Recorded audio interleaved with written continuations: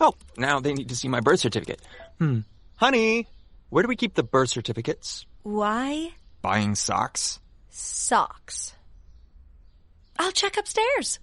It's easy to be unsafe online. You're the best! Now it's easy to help protect yourself. Norton 360 with LifeLock gives you device security, a VPN for online privacy, and identity theft protection. All in one. Opt in to cyber safety. Save 25% or more off your first year at norton.com/news. Avoid upfront fees that cripple businesses with IBM Cloud. Bare Metal on IBM Cloud rents out dedicated servers by the hour or month. Customize over 11 million different configurations. Deploy on demand. Get unlimited inbound bandwidth, plus 24/7 support and 20 terabytes of outbound bandwidth cost-free. And when's the last time you checked IBM Cloud bare metal prices? They're now more comparable than ever. The better bare metal is IBM Cloud. Visit ibm.biz/bare metal servers today and see for yourself. Voilà, on est calé. Salut la Khan Family, je suis vraiment content de vous trouver comme ça, impromptu, un lundi en après-midi avec un guest. Voilà, quand parfois je parle de guest, ça, voilà un guest. Je suis vraiment très très fier d'avoir enfin dans le podcast un franco-parisien, afro, avec qui je partage beaucoup en commun et qui depuis plusieurs années m'impressionne beaucoup dans son jeu en tant que défenseur. Chris Mavinga du Toronto FC, je suis vraiment content que tu sois avec nous. Je suis vraiment content. Puis on va prendre un petit moment voilà pour en savoir un peu plus sur toi, pour connaître un petit peu ton parcours et ambition, si je puis dire. Comment ça va? Ouais, ça va très bien, merci. Ça fait plaisir d'être parmi vous et voilà, on va un peu parler du rival. T'es en terrain hostile. Tu joues à l'étranger, mais genre comme je sais que t'as le caractère. Donc Chris, t'arrives déjà, ça fait comme 4 ans que t'es en MLS. Tu fais quand même le saut de la Russie à la MLS. Pour toi, avant d'arriver ici, c'était quoi pour toi la Major League Soccer? Qu'est-ce que ça représentait? Moi, la Major League Soccer, c'est vrai que je la connaissais pas énormément avant de venir ici, mais je savais que j'allais jouer au foot. Donc, les émotions étaient les mêmes, c'était le même ballon. Donc ce choix a été facile pour moi. Et en plus, c'était aussi un choix aussi de déménager, de voir une autre culture. Et c'est pour ça que j'ai fait le pas de venir en MLS. On a toujours la curiosité de savoir comment ça se fait. Est-ce que c'est ton agent qui te propose Toronto? Est-ce que c'est toi qui te dis les États-Unis, le Canada, ça me tente? On a toujours un peu cette curiosité d'un point de vue purement logistique. Comment ça se déroule? Moi, du coup, en fait, j'en ai discuté avec mon agent. Je lui ai dit que j'avais envie de connaître le championnat nord-amérique. Et lui, en fait, il avait un contact d'un autre agent qui, lui, était beaucoup plus sport aux US. Donc, il m'a demandé où je voulais aller. Je lui ai dit, écoute, moi, peu importe, j'ai envie de jouer en MLS. Et du coup, ce qu'il a fait, il savait qu'il y avait un club qui cherchait un joueur à mon poste. Mm-hmm. Donc, du coup, c'était Toronto FC. Il m'a dit, ça t'intéresse d'aller à Toronto FC? Je dis, je connais pas du tout Toronto. Mais si aujourd'hui, c'est un club qui cherche à mon poste, ouais, pourquoi pas. Ok. J'ai fait 2-3 recherches et j'ai vu juste l'année d'avant, ils étaient finalistes de la MLS Cup. Donc, du coup, j'ai dit, ok. Oh, ça va, sympa. Mais donc, tu savais pas qu'il y avait Montréal? Je dois te mettre dedans. Je dois te poser la question. Tu savais pas qu'il y avait Montréal? Un Français, Montréal? Si, je savais très bien qu'il y avait Montréal. Et pour vous dire, en fait, il y a eu un autre agent entre-temps aussi, qui m'avait contacté par rapport à Montréal. Mais ça s'était pas fait. Non, ça s'était pas fait parce que pour X raisons. Donc du coup, c'est vrai que j'aurais pu être très proche de Montréal aussi. J'aurais pu, en fait, quand il y a Montréal et Toronto qui sont intéressés, c'est vrai que je me dis, je vais favoriser Montréal. Ouais, par logique de ta position en tant que Français, exactement.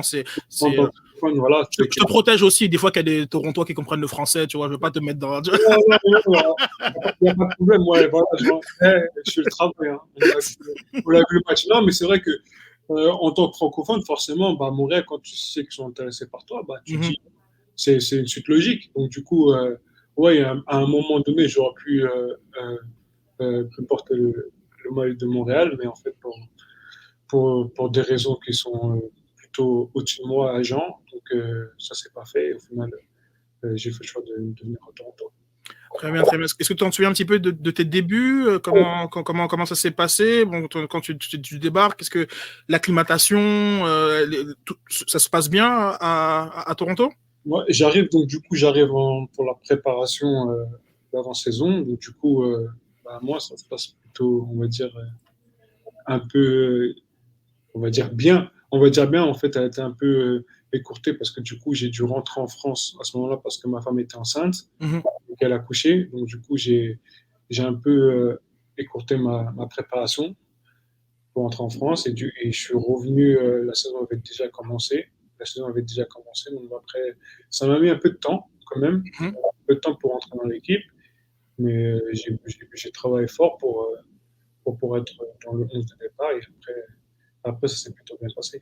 Ouais, quand tu vois les propos assez quand même élogieux lors de ta prolongation de contrat en janvier dernier, on voit que tu es devenu un taulier de cette défense. C'est quelque chose qui fait plaisir. Tu passes le cap des 80 matchs avec Toronto, et là, en fait, on s'aperçoit que c'est l'endroit où tu as le plus joué au foot, finalement. Que ce soit entre Rennes, Reims 3, la Belgique, la Russie, t'aurais cru ça, que ce serait l'endroit où t'aurais le plus tapé le ballon?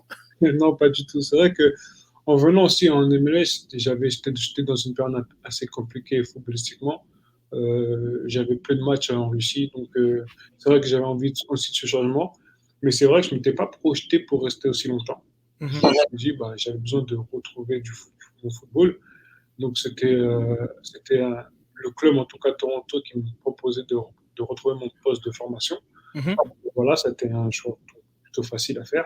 Et après, c'est vrai que j'étais parti pour me dire, bah, je vais me relancer et après, peut-être pourquoi pas rentrer en Europe.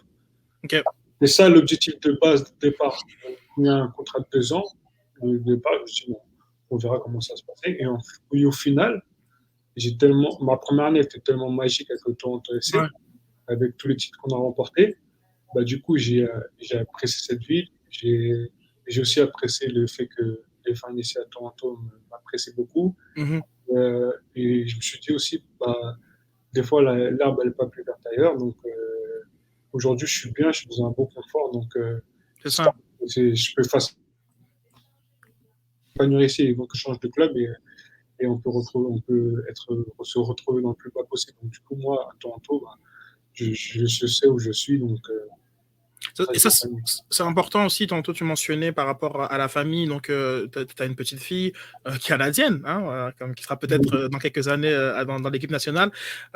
C'est important quand même, hein, comme de se sentir bien, hein, quelque part, pour aussi mieux jouer, tout simplement.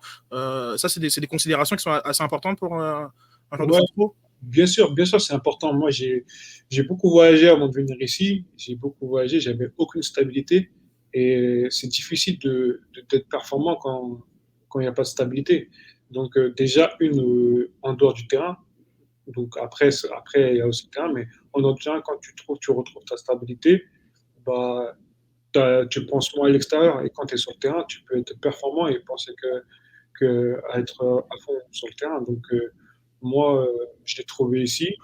Ma femme apprécie d'être ici. Donc, ça facilite toutes les choses. Ma fille, elle est née à Paris, mais c'est une Canadienne aujourd'hui. Elle connaît l'hymne national du Canada, elle ne connaît pas l'hymne national de la France. Donc, quand tout ça est réuni, tu sais, quand tu vas sur le terrain, tu as l'esprit libre. C'est ça, tout à fait. Justement, En parlant de terrain, c'est certain que oui, hein, comme les dimensions sont les mêmes, les règles sont les mêmes, mais as-tu trouvé quelques différences au niveau du style, que ce soit dans l'intensité, que ce soit tactiquement, jouant en MLS? Est-ce que tu as trouvé justement des choses qui sont très propres à la MLS? Ouais, bien sûr. Moi, en fait, pour vous dire une anecdote, mon premier match avec le Toronto FC, c'était une catastrophe. C'était une catastrophe parce que voilà, j'ai été surpris de l'intensité des matchs. Mhm. Et, moi, j'étais arrivé, comme je pense parfois la plupart des joueurs d'Europe, pensant que ça va être facile, Mhm. mais pas du tout. Mais pas du tout. Donc le pro match m'a mis une bonne claque. Il m'a permis de me remettre aussi en question pour pouvoir aujourd'hui être au niveau où je suis. Mais non, c'est un match, c'est un football complètement différent que j'ai connu auparavant. Mhm. C'est beaucoup plus physique, c'est beaucoup plus athlétique. Donc après, si je compare à la France, je dirais que c'est moins tactique. Mhm. C'est moins tactique, mais c'est un jeu plus ouvert. Et aujourd'hui, je pense que ça, dans la ressemblance, je pense que la culture se ressemble au football anglais, où il faut marquer un but de plus que l'autre. Ouais. C'est vrai que parfois, on voit beaucoup d'erreurs défensives, mais tant que tu gagnes 4-3, tout le monde est content. On s'en fout que tu as pris 3 buts. Alors qu'en France, on a une mentalité plus, il ne faut pas prendre 2 buts. Mhm. Surtout. Surtout. Être en place, surtout. Donc c'est pour ça qu'on a moins de matchs spectaculaires en France, où tu as des matchs serrés, où là, on fait moins d'erreurs, il faut faire moins d'erreurs possibles, faut faire, voilà. Je Donc, comprends. voilà, c'est sur le frein. Et moi, je préfère ce football-là, où je fais un football total, le football où ça court dans tous les sens, peut-être moins tactique, moins technique qu'en Europe, mais aujourd'hui, je pense qu'on prend plus de plaisir et je pense que les supporters et même les gens d'Europe que j'ai connus, mes amis qui sont venus voir des matchs à MLS, et ils ont été surpris, ils étaient contents de voir un match où il y avait plein de buts. Parce que Tout à fait. c'est ça qu'aujourd'hui les gens ils apprécient. Je pense qu'aujourd'hui, c'est de voir des buts qu'un 0-0 ou un partout. Tu vois. Non, c'est tout à fait, c'est vraiment, vraiment intéressant. Tantôt, tu mentionnais que justement, quand tu étais en Russie, tu avais considéré les États-Unis, mais qu'est-ce qui t'avait fait considérer les États-Unis dans le fond, au-delà du rêve américain? Avais-tu entendu parler de joueurs, de quelque chose Non, du tout. C'est vraiment, comme je disais tout à l'heure, c'est vraiment un changement total de culture. D'accord. En Russie, en fait, mais ces derniers mois, j'avais pas joué du tout. Donc, je jouais pas du tout. Donc, je m'entraînais, mais je jouais pas.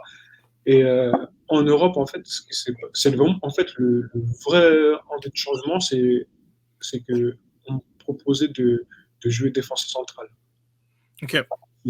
En fait, en Europe, j'ai habitué les gens en Europe d'être un latéral gauche. Mhm. J'ai joué en pro en latéral gauche. Et en fait, j'avais, j'avais envie de retrouver mes bases et je pensais que m'épanouir plus à mon poste de formation, donc en défense centrale. Et le Toronto FC, voilà, à l'époque, on jouait à 3 derrière, ils cherchaient Ouais. un défense central gaucher. Et pour moi, c'était juste parfait. C'était le meilleur combo. Donc après, voilà, ça se fait naturellement.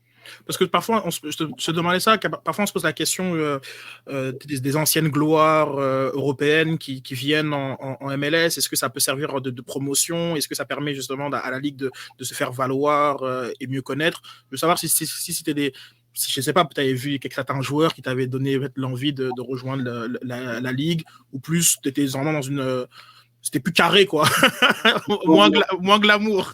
Ouais, non, moi, c'est pas de pouvoir jouer contre, je sais pas qui, contre Pirlo. C'est ça. Non, moi, c'est parce que tu peux jouer en Europe dans un petit club en Espagne, tu vas jouer contre Messi et Ronaldo, tu peux jouer dans un petit club Tout à fait. en Angleterre, bref. Non, c'est de pouvoir, moi, déjà, de me retrouver, de jouer pour moi. Après, ouais, ça fait plaisir, mais c'est secondaire tout ça.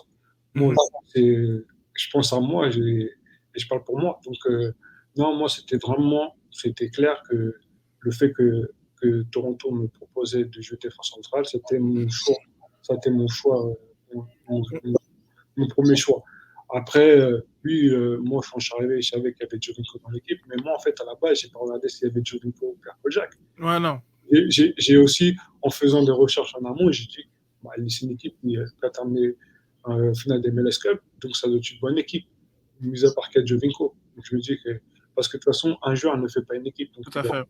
il a d'une équipe autour de lui. Donc, après, ouais, il y avait ce talent-là, mais il y avait aussi une équipe derrière tout ça.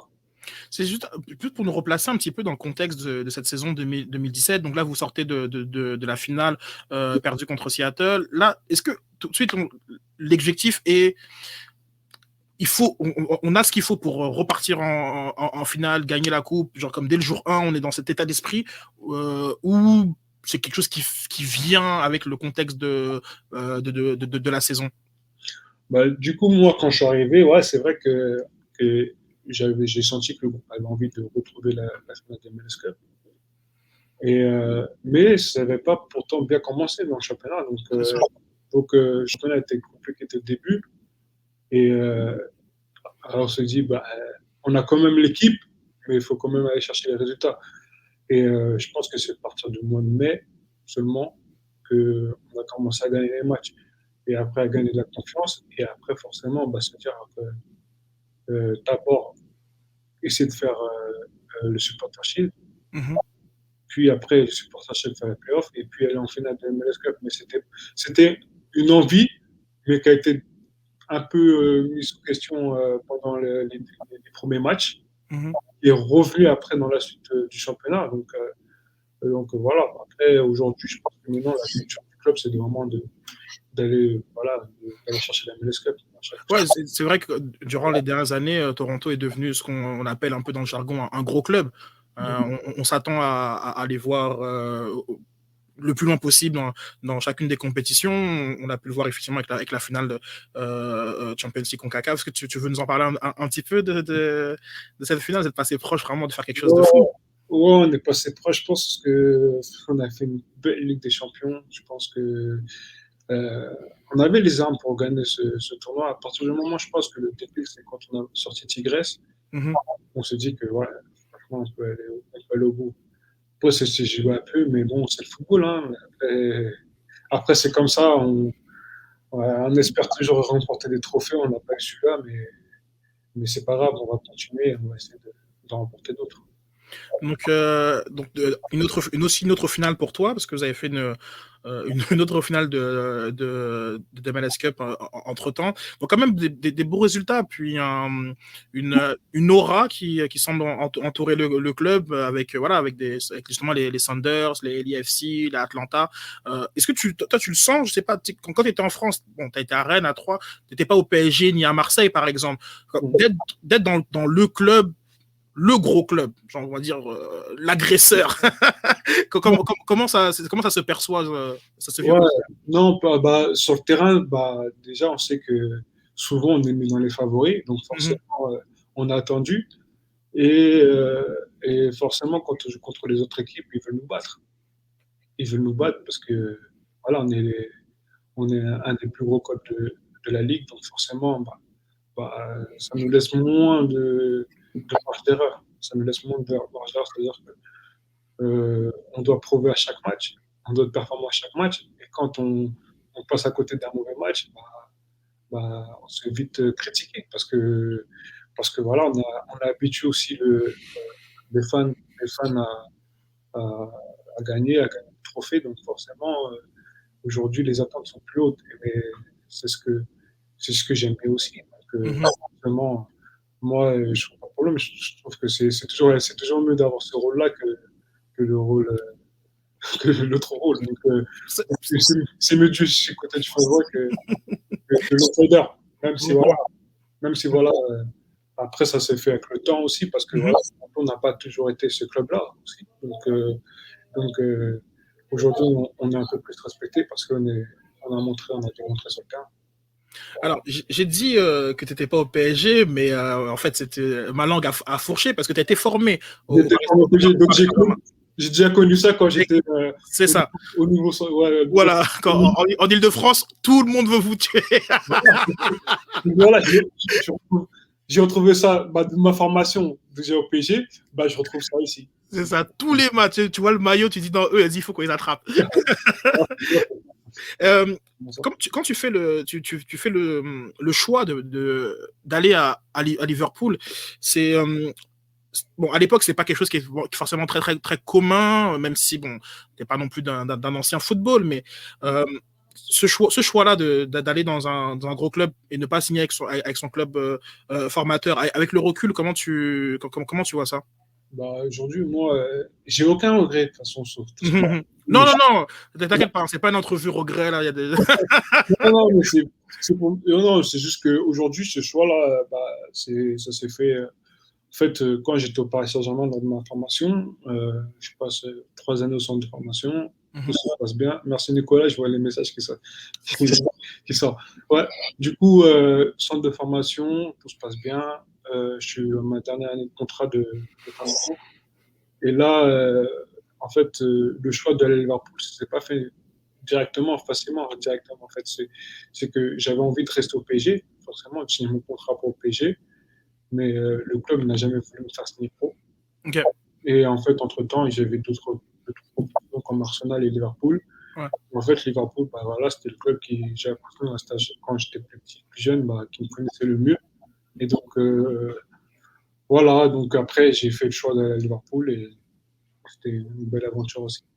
Ah, intéressant, intéressant. Donc, finalement, avec le recul, si tu as eu l'occasion de signer ton premier contrat en tant que Titi dans ton club formateur, ça, tu l'aurais fait. Ah non, je l'aurais fait.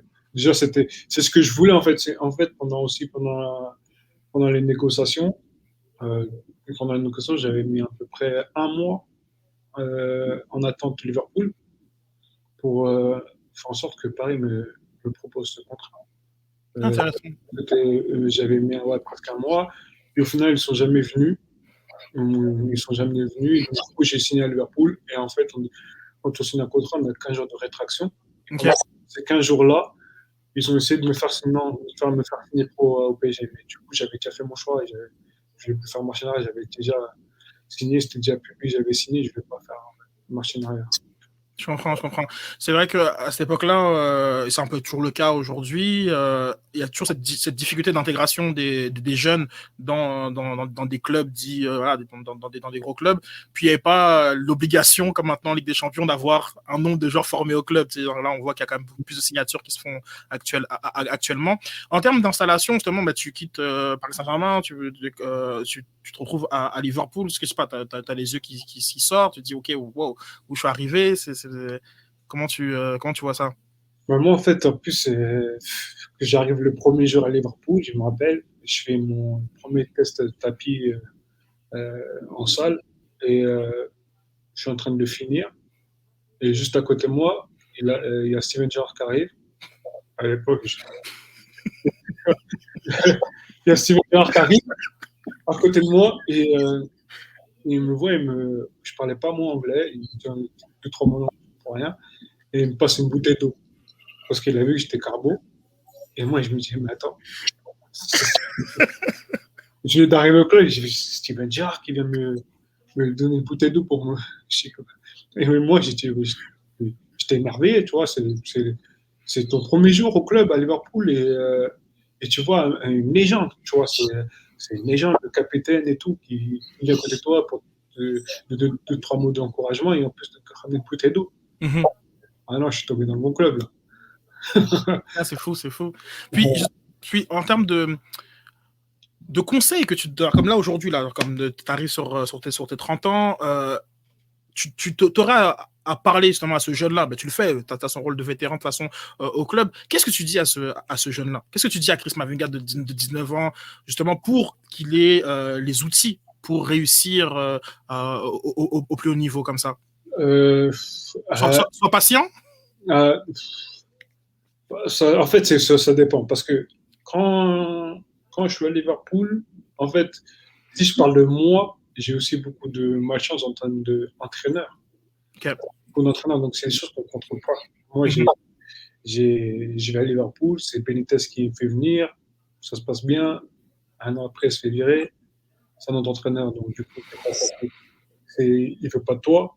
Je vais à Rennes aussi. Après, je vais tous les clubs avant ça. J'ai beaucoup d'entraîneurs qui se font virer. Mm-hmm. Tu peux être patient, tu peux faire le travail, mais il y a des paramètres parfois qu'on ne contrôle pas. Et quand un entraîneur se fait virer, ça, ça, et l'entraîneur qui te voulait, qui t'amène et qui se fait virer, et qu'un autre entraîneur arrive et lui veut pas de toi, c'est compliqué. Après, aujourd'hui, voilà, chacun est différent.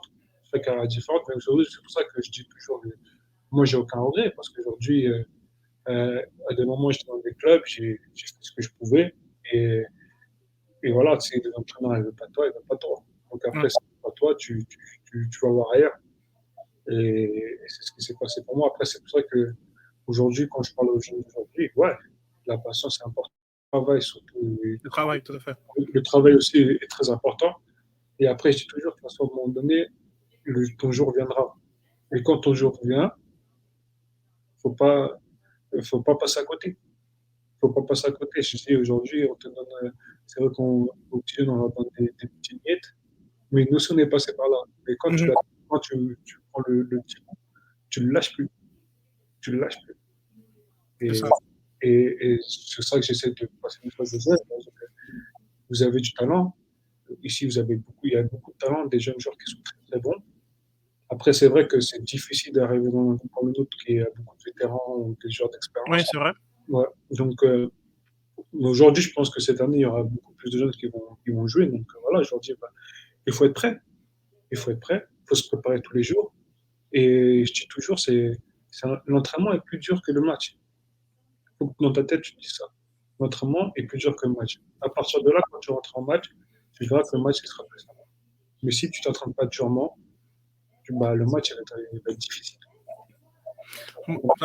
Il y a beaucoup de vétérans, c'est vrai, dans le groupe. Au quotidien, ils sont comment, les Bradley, les Altidore est-ce qu'ils prennent beaucoup de place ou c'est plutôt genre comme du leadership par l'exemple, pas forcément beaucoup de blabla. Comment ils sont ils sont normaux. C'est juste, on sait qu'aujourd'hui, Mkamara, c'est un vrai leader.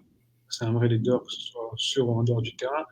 C'est un meneur d'hommes. Donc aujourd'hui, ça pousse tout le monde à travailler et être à son maximum. Après, José Altidore, pareil. Aujourd'hui, je pense qu'il a moins besoin de parler. Mais son attitude dans les matchs, dans le combat qu'il mène dans chaque match, ça montre aux jeunes aussi que voilà, aujourd'hui, si tu veux jouer à leur place ou avec eux, il faut faire pareil ou plus. C'est ça. Il faut charbonner, comme on dit. Voilà, il faut charbonner, exactement. Là, aujourd'hui, là, tu es déjà à Orlando. Bon, on va se remettre un peu dans le contexte 2021. La saison 2020, d'ailleurs, vous êtes parmi les équipes canadiennes qui vont s'exiler aux États-Unis. Cette saison Covid qui a été arrêtée à plusieurs reprises. Il y a le premier tournoi qui se fait justement à Orlando, le MLS is back. Question très générale. Comment as-tu vu ça, d'abord, cette saison-là complètement... Ouais, ça a été une saison... Franchement, je pense que mentalement, c'était une saison très, très compliquée. Parce qu'on n'était pas préparé à ça. Et le fait qu'on soit aussi loin de notre famille, moi, j'ai ma soeur. Déjà que je suis loin de ma famille en France, et loin de ma petite famille ici au Canada, ça a été aussi compliqué de les laisser dans cette situation qui était pénible au Canada. Donc, partir, c'est...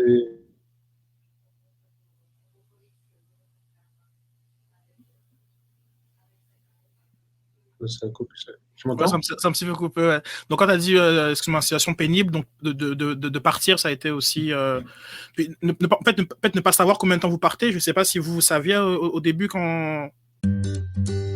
Switching to Geico is a good idea, especially when you consider everything. First off, Geico makes it easy to switch. They have licensed agents available 24/7 online or over the phone. But if it's so easy, you might start thinking everything is easy, even big wave surfing. And it's not. It's actually quite difficult. Well, if you switch to Geico, you could save hundreds on car insurance. And you could keep saving by bundling your motorcycle, boat, and RV, plus your home or renter's insurance. But saving money might lead you to make some questionable purchases, like a 20-foot feather boa. And do you know how hard it is to clean a 20-foot feather boa? Well, they do have an industry-leading mobile app you can use to pay your bill, file and manage a claim, or add a new driver. But when life gets a little easier, it makes you too confident. And you start calling everyone Ace. And you're better than that. Well, Geico has a 97% customer satisfaction rating and has been saving people money for 85 years. It's hard to beat that. But you're right. Switch to Geico. It's obviously a good idea. Non, du tout, on ne savait pas. Donc, c'est ça aussi, c'est ça aussi qui rendait les choses plus difficiles. C'est que de partir et tu ne sais pas quand tu reviens. Et en plus de ça, t'appeler ta femme tous les soirs et de lui dire que tu ne sais pas quand tu rentres. Donc, c'est aussi compliqué parce qu'il y a aussi des problèmes de maison et tu n'es pas là. Donc, C'est ça. ça a été compliqué. L'année 2020 a été très compliquée. Et on a essayé de faire bonne figure. On rate le supporter Oui, pour quelques points. Mais je pense que mentalement, on était très fatigués. Et je pense que c'est pour ça que lors des playoffs, on n'a pas bien figuré. Je pense que c'était plus de la fatigue mentale que de la facture physique. En fait, intéressant. Parce que tu vois, justement, quand tu parlais du supporter shield, comme Vancouver et Montréal n'ont pas eu des bons résultats, donc l'exil revenait très souvent dans les conversations. On avait vraiment ce contexte de saison Covid. Vous réussissez à bien faire. Et limite, on oublie en fait que vous êtes aussi dans la même situation, que vous êtes parti, vous, dans une université dans le coin dans l'État de New York. Mais le fait que les résultats étaient si bons, d'un point de vue extérieur, on a tendance à penser, à tort évidemment, mais que, après tout ça va, ils sont juste... non, je pense qu'en fait, par rapport à ça, déjà, si tu parles de Vancouver et Montréal, c'était, tu vois, là j'ai parlé de Montréal plus. Montréal, déjà, ils ont pas le même groupe. Ils avaient un groupe qui beaucoup de joueurs venaient d'arriver. Donc cette situation a été plus difficile, je pense, pour Montréal que pour nous, parce que déjà, nous, on avait déjà une ossature. C'est-à-dire qu'il y a des joueurs qui sont là depuis 7, 6 mois, ça c'est 4. Il y en a, ça fait 6, 7, 8 ans. Donc c'est-à-dire qu'à partir de là, avec des joueurs, tu as des affinités qui sont déjà plus fortes, tu as des affinités plus fortes, et tu as déjà vécu des situations un peu similaires. Un peu lors de la Ligue des Champions. Tu vas au Mexique pendant un mois, des préparations et tout ça. Donc forcément, tu as une meilleure entente entre nous, tu vois. Et Montréal, si je parle de Montréal n'avait pas le même groupe que, voilà, les changements de coach et les changements de joueurs et tout, etc. Donc ça rend les choses plus difficiles. Si on avait un nouveau groupe, je pense qu'on aurait été dans la même situation. On aurait été dans la même situation.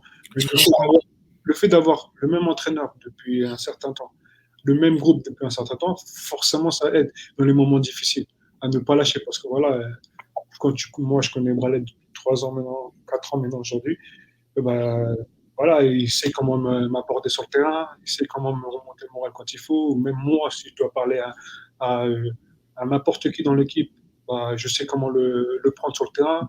Et voilà, et ça fait partie de la cohésion du groupe. Et à part Montréal, je pense qu'aujourd'hui, ça a été ça. C'est la cohésion en fait du groupe. C'est moi, depuis que je suis ici, quand je joue Montréal, le 11, il est toujours différent. Il est toujours différent. C'est vrai que la stabilité, c'est là que ça. Après, là, on parlait vraiment de stratégie, de mise en place. C'est comme tantôt, je te disais que le club a changé, arrivé à un nouveau statut. Et on le voit depuis l'arrivée à MLSI. On voit quand même que c'est un club qui va dans la bonne direction. Il y a eu le petit, on va dire pas quoi qu'avec Jermaine Defoe, mais même là, ça avait montré les ambitions du club. Et puis par la suite, c'est resté. Moi, je trouve que tantôt, tu as mentionné Giovinco. Ça assez incroyable que le club, malgré que c'était un joueur extraordinaire à l'échelle de la MLS, malgré son départ, le club a maintenu des résultats. Donc c'est vrai que ça, c'est un avantage. Et on voit pas forcément comment ça se matérialise en dehors des résultats.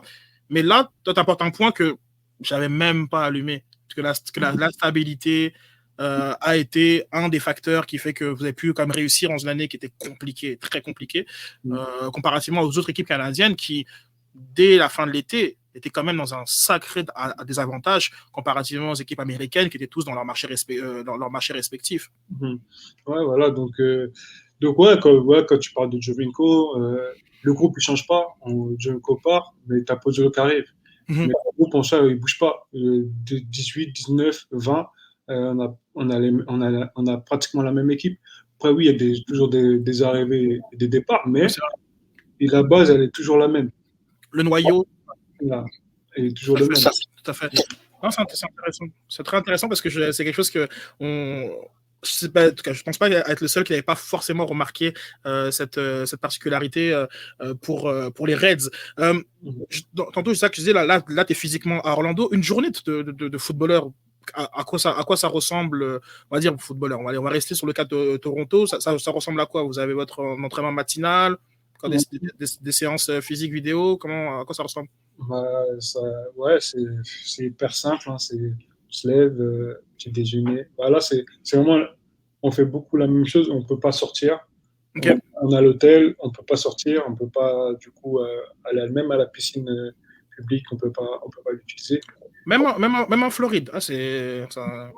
En fait, c'est comme ils disent, il y a une autre bubble MLS. D'accord. Donc, du coup, on fait un peu la même situation que l'année passée. Mm-hmm. Donc, qui sera plus long, mais à partir je crois quand le début de saison commence, nos familles, ceux qui veulent, vont venir nous rejoindre en Floride. Voilà. Okay. Donc, mais après, sinon, là, c'est la préparation physique. Donc, normalement, c'est hyper classique. C'est entraînement, dodo, repos, manger. Entre-temps, comment tu t'occupes ton temps? Console, réseaux sociaux, des projets personnels entrepreneuriales? Comment... Moi, non, ouais, je regarde des séries manga. Mm-hmm. Nice. C'est sur quel manga en ce moment? Là, en fait, moi, voilà, j'ai pas commencé, mais je suis sur One Piece. T'as commencé One Piece? Non, t'en as pour 5 ans.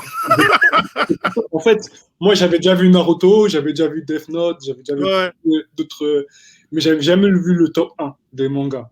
Ok. Donc, on m'a toujours dit, faut que tu commences. Et en fait, j'avais commencé, du coup, la saison passée, pendant les matchs de fin de saison, là. Et du coup, je me suis mis sur One Piece. J'ai regardé peut-être 200 épisodes déjà. Ah ouais, non, mais là, c'est bon, là, t'es parti, là. Je suis parti. Et du coup, voilà, c'est ça. Et après, sinon, FaceTime avec la famille. Hein. On reste connecté avec la famille.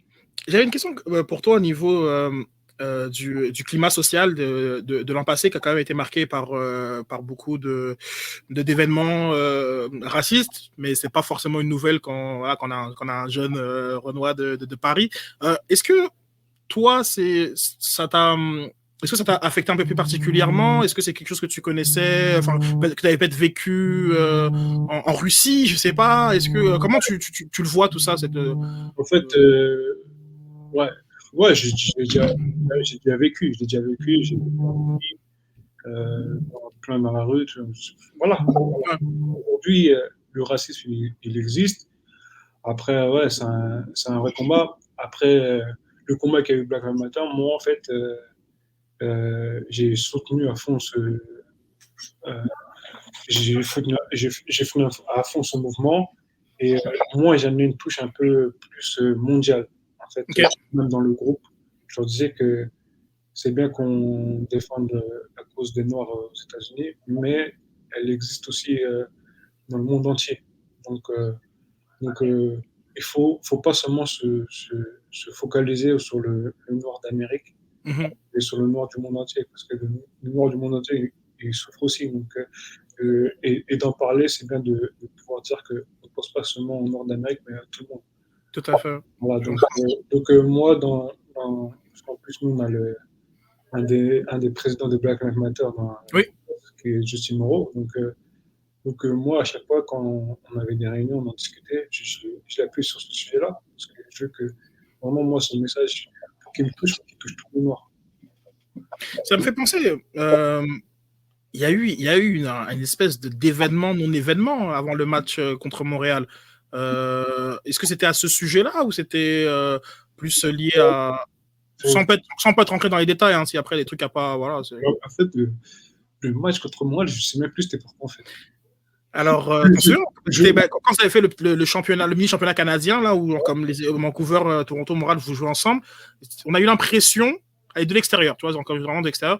On a eu l'impression qu'il y avait peut-être un mouvement qui devait se faire, peut-être de boycott, ou je sais pas, ou peut-être une espèce d'action commune, et que les deux équipes ne se sont pas entendues.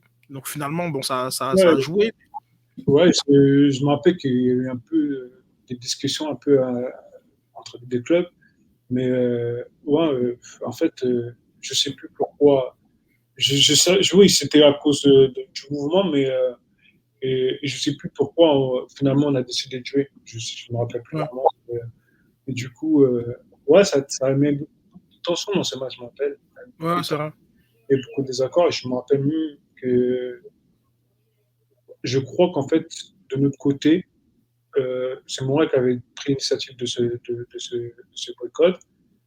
De notre côté, ils étaient moins d'accord et qu'au final, bah, on a joué le match et je me rappelle que Josie devait jouer le match et qu'il n'avait pas fait parce qu'il avait donné sa parole. Parce qu'en fait, pour nous, ces choses-là, c'est qu'il y a eu les leaders d'équipe qui ont parlé. Mhm. Nous, on était consultés, c'est-à-dire nous, on arrivait à Montréal, je ne sais pas ce qui se passe. On nous dit aujourd'hui, on ne joue pas. Je dis OK. Et de l'autre côté, c'est bon, on joue. Sauf qu'après, les leaders entre eux, ils n'étaient pas mis d'accord. Donc après, nous, on ne savait pas comment ça allait se passer. Moi, du coup, on me dit, je ne joue pas. OK, mais si on me dit, je joue, je dois jouer. C'est ça. Voilà. Ouais, c'est intéressant parce que c'est vrai que, comme tu l'as dit, ça paraissait que il n'y avait pas forcément une ligne commune du côté de Toronto. Genre, comme on sait que Josie, il est vraiment très, très impliqué, utilise beaucoup ses médias sociaux pour dénoncer. Après, parfois, c'est pas dans le fond qu'il y a des problèmes, c'est plus dans les formes, les différents types d'actions. Mais ça a mis beaucoup de tension, on a senti dans les différentes entrevues qui sont faites à la mi-temps ou à la fin du match. Après, il y a eu beaucoup de confusion. Le fait que, par exemple, que Bradley, lui, il s'agenouille pas au niveau de l'hymne national. C'est des choix. Mais tout ça a comme participé à une espèce de climat un peu bizarre lié à ce match-là. Mais OK, c'est intéressant de voir ta perspective de l'intérieur. Ouais, comme je dis, hein, de toute façon, faut pas tout mélanger. Faut pas tout mélanger. Aujourd'hui,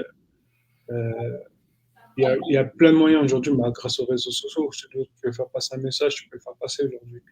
Et voilà, donc c'était la Coupe du Canada, parce qu'en quelque sorte, c'était un problème un peu très américain à ce moment-là. Donc il n'y avait pas lieu d'avoir de discorde, de problème entre nous, mais bon, du coup, voilà, le match est joué, tout simplement. Tout à fait.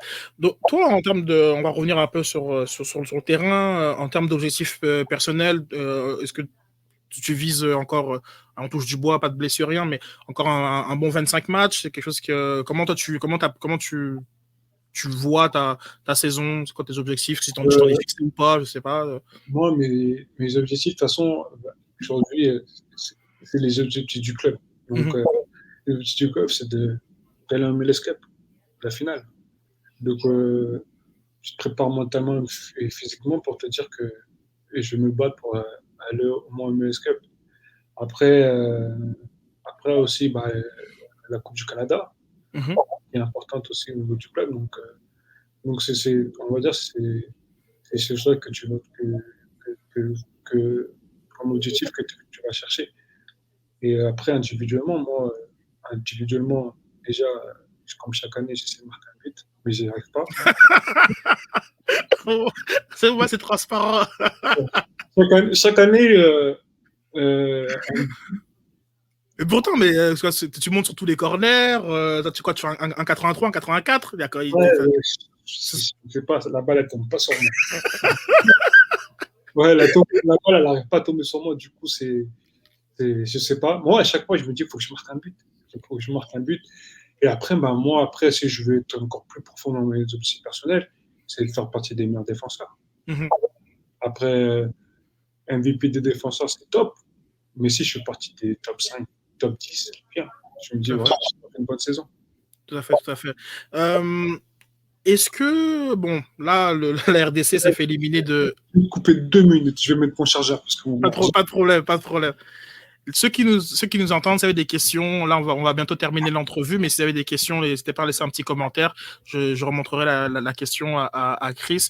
Je lui poserai une petite question sur la sélection nationale, parce que Il est d'origine congolaise, donc une petite question dessus. Puis on va conclure sur ça. Je disais aux gens s'il y avait quelqu'un qui avait des questions qui pouvaient pas, qui les posent. Donc là, ouais, la RDC s'est fait éliminer malheureusement pour la prochaine de Cannes. Mais toi, est-ce que la sélection c'est quelque chose sur lequel tu es encore intéressé ou t'as dit non, m'appelez plus, parce qu'on sait plus vu que vous êtes loin, on sait pas forcément le rapport que vous entretenez avec la sélection. Non, la sélection, moi, du coup, ils le savent, je suis disponible. Mm-hmm. Je suis disponible aujourd'hui, j'ai envie de reporter les couleurs du pays, mais malheureusement, je ne me fais pas appeler. Après, il y a des joueurs performants aujourd'hui, il y a des joueurs performants à mon poste, il y a des joueurs qui jouent dans des très grands clubs, ce qui est respectable. Et du coup, non, moi je suis toujours disponible, mais après c'est. Est-ce que tu sens peut-être qu'il y a une espèce de. Allez, on regarde un petit peu de côté parce que t'es en MLS. On sait que par exemple, au Yongo, il a eu ça avec le Cameroun, le fait d'être en MLS. Est-ce que tu sens ça ou même Taider a eu ça un peu avec l'Algérie? Je sais pas. Ouais, il doit avoir ça, mais moi je m'efforce à pas y croire ça. Mm-hmm. Aujourd'hui, moi je m'efforce à être performant sur le terrain, de faire le travail. Et de faire partie du top 10 des défenseurs de la Ligue et d'être reconnu. Parce qu'aujourd'hui, il y a bien des joueurs qui jouent au pays, oui, sélectionnés. Donc, du coup, je ne dénigre pas le championnat du Congo, mais je pense que quand même, le championnat MLS est plus élevé. Donc, du coup, j'ai le sélectionneur de temps en temps au téléphone. Mm-hmm. Il me dit qu'il me suit, qu'il regarde mes matchs, qu'il faut que je continue. Après, ça reste des mots. Et aujourd'hui, ouais, je suis toujours un peu déçu quand je vois l'Est que je vois pas mon nom, mais je continue à travailler. Aujourd'hui, voilà, je suis content de faire mon métier. Donc, je ne mets pas de nuit sur le terrain. J'essaie de ne pas mettre plus de soucis dans ma tête. Et si ça doit venir, ça arrivera. Si ça ne vient pas, tant pis. De toute façon, je dirais quand même que je suis international congolais. Tu l'es, c'est un fait. Voilà, je dirais toujours, et du coup, voilà, ça change rien. Aujourd'hui, la section, ça reste pour moi aujourd'hui un plus, mais le plus important, c'est d'être à fond dans ton club. Et après, quand tu es à fond dans ton club, si demain tu es appelé, tu pourras donner ce plus à ta sélection. Good. On a une question de Maxime Brouillard. Tu as répondu tantôt, mais bon, par politesse, je vais quand même la montrer parce que Maxime est vraiment un de nos plus grands supporters, donc un francophone qui se retrouve à Toronto ou de Montréal. Est-ce que c'est naturel? D'ailleurs, est-ce qu'il y a une grosse communauté africaine à Toronto ou française? Toi, genre comme ton quotidien dans un monde pré-pandémie, est-ce que tu avais justement ces liens-là ou c'était un peu... J'ai ces liens-là parce que de toute façon, je continue toujours à manger de la nourriture congolaise. Donc, du coup, j'ai fait mes recherches. Tu me dis, si tu as besoin, tu me dis, comme je t'envoie du pundou, il n'y a pas de problème, comme tu me dis. Non, moi, j'ai fait mes recherches ici. J'ai trouvé 2-3 restaurants qui font de la nourriture congolaise. Et après, en termes de population de gens, c'est vrai que moi, je suis très casanier, donc je ne sors pas beaucoup parce que j'évite les distractions. Mm-hmm. Mais du coup, moi, ça me suffit de connaître 2-3 restaurants quand j'ai envie de manger la nourriture africaine. Mais après, je pense qu'il y a beaucoup de Congolais à Toronto, ou d'Africains aussi. Mais... C'est pas quelque chose auquel je comprends. C'est vrai que peut-être que c'est un avantage dans le sens que pour ne pas être dans les distractions, parce qu'ici, il y a une grosse... c'est francophone, donc forcément, c'est plus facile, je pense, comme en termes d'intégration. Puis aussi, la présence d'une forte communauté congolaise. Donc, peut-être qu'au niveau des distractions, à Montréal, c'est peut-être un peu plus compliqué que ça peut être à Toronto, où voilà, on est comme focus sur le foot avant tout. Ouais, je pense moi, j'ai de la famille même à Montréal. Donc, du coup, c'est peut-être aussi, je pense que c'est peut-être plus facile à être distrait à Montréal. Après, c'est aussi facile de se protéger aussi. Tu restes dans ton coin, tu parles pas, tu vas sur le terrain, tu vas t'entraîner, tu rentres chez toi. Aussi. Si tu montes ta tête partout dans la rue, tu cherches la distraction. Justement, ce rapport avec les réseaux sociaux, tu es quand même actif sur Instagram et même Twitter, comme tu avais fait des tweets par rapport à la victoire de Francis Ngannou là, hier ou avant-hier. Est-ce que, voilà, genre, comment toi tu arrives à pas forcément trop prendre le côté négatif. On voit que Thierry Henry vient de quitter les réseaux sociaux parce que à cause du racisme, à cause de l'intimidation et toutes sortes de choses. Comment justement t'arrives à toi à faire la part des choses, avoir le recul, à utiliser ces plateformes, mais avoir le recul pour pas forcément trop. Bah, du coup, je pense que je sais que c'est que du virtuel. Donc, Okay. les gens ont la faculté d'insulter ou de critiquer derrière les réseaux. Parce que après, moi, ça m'est arrivé en France, quand j'étais plus jeune, de m'embrouiller avec les gens. Et cette même personne-là, je la croise un jour, j'étais dans un bar avec ma femme. Cette même personne-là, elle vient me voir. Elle me dit, ouais, j'ai rien contre toi et tout. Elle est venue me voir, je suis en bas avec ma femme. Et si j'ai rien contre toi, tu sais, sur les réseaux sociaux, voilà, et tu me prends, mais non, on est devenus presque amis. Mm. Alors qu'il a fait que m'insulter, et moi je faisais que répondre. Après, au final, tu te dis, de toute façon, ça sert à rien. Il y en a, ils vont toujours critiquer. Après, il y en a, ils prennent à cœur les choses parce que forcément, tu joues pour leur équipe de Pour leur équipe, tout à fait. Donc, je peux comprendre aussi. Moi, des fois, je vois des critiques énormément sur moi. Ça m'arrive. C'est pas un mauvais match, je me fais critiquer. Mais du coup, voilà, je n'ai pas à répondre. Aujourd'hui, j'ai pris du recul sur tout ça. Je ne veux plus répondre, je ne veux plus aller dans l'insulte et tout. Je me dis, de toute façon, la seule chose qu'il faut faire, c'est que le prochain match, tu fermes les bouches. Sinon, c'est toi qui gères tes réseaux, hein. C'est pas par ton agent ou quoi que ce soit. Non, c'est moi. Okay. C'est drôle, genre, j'ai une petite réflexion comme ça. Il y a des joueurs, surtout les joueurs qui ont beaucoup bourlingué, j'ai l'impression qu'ils arrivent très bien à faire la part des choses. C'est-à-dire qu'ils ont encore leur côté on va dire normal, genre comme je sais pas, tu regardes du foot, tu comprends justement que cette passion-là. Alors parfois, tu as l'impression que les stars, d'une part, ils gèrent même pas leur propre réseau, mais qu'ils ont l'air complètement. Ils ne comprennent plus rien en fait. Ils sont dans un autre monde. J'ai l'impression que toi, tu es vraiment encore les pieds sur terre. Que tu vois tu comprends la dynamique, ça t'empêche pas, tu es capable de faire d'humour, de ironie ou quoi que ce soit. Je sais pas est-ce que c'est le fait justement d'avoir un peu plus galéré qui te permet de voilà. Je pense que ouais, aujourd'hui, d'avoir galéré dans ma carrière, ça m'a permis de comprendre les critiques. Ouais. Ça m'a permis de comprendre les critiques. Donc, du coup, quand tu t'es fait tout ton temps d'après plein, ça touche, on va dire, beaucoup moins. Ça touche beaucoup moins. Mais tu sais qu'aujourd'hui, le seul moyen, c'est si je commence à répondre à tout le monde, c'est tu réponds à lui, l'autre, il va revenir, il va le défendre. Aujourd'hui, et moi, tu vois, je me dis que moi, si j'étais de l'autre côté aussi, j'aurais pas été footballeur, je critiquerais. Ouais. Moi, aujourd'hui, je peux voir l'équipe de France et moi, je la critique. Alors que, tu vois, parce que là, je prends la cape du supporter, du fan, tu vois. Aujourd'hui, on est footballeur, certes, mais on est aussi fan aussi, tu vois. Donc, on supporte des équipes aussi. Donc, du coup, on a cet aspect critique aussi là, tu vois. Donc, aujourd'hui, je peux comprendre qu'un mec qui me critique parce que je joue mal sur le terrain. Mais moi, je critique bien aussi les top players parce qu'ils sont mal joués, tu vois. Donc, du coup, je fais la même chose. Donc, j'accepte plus facilement ce que les mecs me font. Et aussi, voilà, ouais, donc quand on a pris plein, aujourd'hui, tu te respectes comme si demain tu te fais trop insulter que vas-y, tu perds pied, tu éteins ton téléphone. Et tu penses à autre chose. Parfois tout simplement. Avant de te quitter, genre, comme tu as été tellement généreux, je te remercie. Genre, quand là, je vois nos chiffres, ils explosent. Les gens, ils sont là, ils sont trop chauds. Je reçois même des WhatsApp. Oh Mais est-ce que tu avais, est-ce que tu as un petit proverbe, un petit slogan, un petit quelque chose qui te guide un petit peu, seulement dans ta carrière de footballeur? Ça peut être une musique, hein, ça peut être. Ouais, moi, j'ai un proverbe, après, c'est un proverbe phrase, qui vient du film Matrix, okay. Version francophone. Donc, au calme. En fait, il y a une phrase de Mathéus, je crois que c'est ça. Il dit. Attends, il dit quoi? Faut que je le dise. Attends.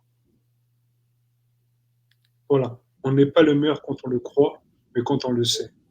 C'est cette phrase-là, en fait, qui m'a toujours guidé. Qui me guide encore aujourd'hui. Wow. Et c'est cette phrase-là, des fois, même, je fais passer un message aux jeunes, c'est-à-dire que faut pas le croire, faut le savoir. Wow, cool. C'est une vraie phrase. Comme si j'aurais disais des trucs bateaux et tout. Ouais, c'est une... Ok, ouais, bien. Ouais, voilà, en fait, c'est une phrase surtout pour la confiance. Tout à fait. C'est plus important avec la condition physique, évidemment, mais je pense que la confiance joue beaucoup sur ce que tu penses être capable de réaliser, et après, finalement, ce que tu réalises. Moi, genre, quand j'entends beaucoup d'athlètes qui me parlent ils font beaucoup de visualisation. C'est quelque chose que j'entends très très souvent. Ils se visualisent dans des moments. Et après, quand ils sont dans ces moments-là, on dirait qu'ils les ont déjà vécus. Donc, voilà, ils arrivent à performer. Non, c'est... Ouais, moi, je suis moins dans la visualisation, mais je me dis aujourd'hui, tu vois, dans un match de 90 minutes, il y a des erreurs que tu fais dans le match. Et en fait, quand je me répète cette phrase-là, c'est-à-dire que ça me remet un petit boost de confiance. Parce qu'aujourd'hui, on reste des humains, on a du stress, on a tout ça et tout. C'est pas facile de venir jouer à Montréal, tout le public est contre toi. Ah oui, on va t'insulter, hein. Donc, du coup, faut que tu reviennes dans le match, tout ça, voilà, tu te dis, de toute façon, je sais que je suis meilleur. Il faut que je le sais. C'est pas je le sais. Et comme ça, j'étais imperturbable. Tout à fait. Chris, je te remercie énormément du temps. Voilà, j'espère que je vais pas me faire taper sur les doigts par les responsables des coms du côté de Toronto. Non, pas du tout. Voilà, tu me défendras, Et voilà, j'espère que j'aurai l'occasion de te reparler. Vous avez un gros programme avec justement votre qualification en Ligue des Champions, qui fait beaucoup je sais que c'est pas toi, mais ça fait beaucoup de jaser ici. Vous avez un gros programme, vous avez des grosses ambitions. J'espère qu'on aura l'occasion de se parler un petit peu vers la mi-saison pour faire le point. Je te remercie beaucoup. Toute la communauté aussi, là, les messages, là, c'est trop, là, j'en reçois. Les gens, ils sont à fond. Et puis, j'espère qu'on aura vraiment l'occasion de se reparler. Et voilà. Il n'y a pas de souci. Tu m'appelles quand tu veux. Tu as mon numéro. N'hésite pas. Mais tu me dis, si tu as besoin de genre, comme la nourriture, je te fais un petit paquet. Je t'envoie là, genre comme moi j'ai mon pote là, il a son épicerie de Château-Rouge ici à Montréal. On va parler en WhatsApp. On va parler en privé. C'est pour la famille. Merci beaucoup, Chris. Merci énormément. Et puis on se dit à très très bientôt. Merci. À bientôt. Ciao. Switching to Geico is a good idea, especially when you consider everything. First off, Geico makes it easy to switch. They have licensed agents available 24/7 online or over the phone. But if it's so easy, you might start thinking everything is easy, even big wave surfing. And it's not. It's actually quite difficult. Well, if you switch to Geico, you could save hundreds on car insurance. And you could keep saving by bundling your motorcycle, boat, and RV, plus your home or renter's insurance. But saving money might lead you to make some questionable purchases, like a 20-foot feather boa. And do you know how hard it is to clean a 20-foot feather boa? Well, they do have an industry-leading mobile app you can use to pay your bill, file and manage a claim, or add a new driver. But when life gets a little easier, it makes you too confident, and you start calling everyone Ace. And you're better than that. Well, Geico has a 97% customer satisfaction rating and has been saving people money for 85 years. It's hard to beat that. But you're right. Switch to Geico. It's obviously a good idea.